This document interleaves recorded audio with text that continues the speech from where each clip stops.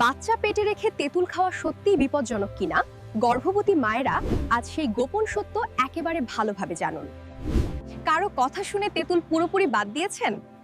আজকের ভিডিও দেখার পর সিদ্ধান্ত সম্পর্কে আপনার দৃষ্টিভঙ্গি বদলে যেতে পারে। অল্প পরিমাণ তেঁতুল অনেক সময় সকালবেলার বমিভাব কমাতে সাহায্য করে। টক স্বাদে মায়ের খাওয়ার অরুচিও কিছুটা কমে যায়।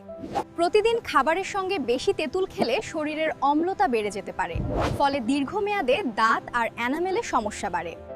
যাদের আগে থেকেই গ্যাস্ট্রিক বা অ্যাসিডিটির সমস্যা আছে তাদের জন্য বেশি তেঁতুল পেট জ্বালা আর অস্বস্তি বাড়াতে পারে। তেঁতুলে থাকা সামান্য আয়রন এবং অ্যান্টিঅক্সিডেন্ট শরীরের ক্লান্তি কিছুটা লাঘব করতে পারে, তবে অবশ্যই নিয়ন্ত্রিত পরিমাণে খেতে হবে। যদি ডায়াবেটিস, উচ্চ রক্তচাপ বা কিডনির অসুস্থতা থাকে, তেঁতুল সহ সব টক খাবার নিয়মিত নেওয়ার আগে চিকিৎসকের পরামর্শ জরুরি। যদি তথ্যগুলো কাজে লাগে, ভিডিওটি লাইক করে শেয়ার করুন, যেন আরও বেশি গর্ভবতী মা সহজে উপকৃত হতে পারেন।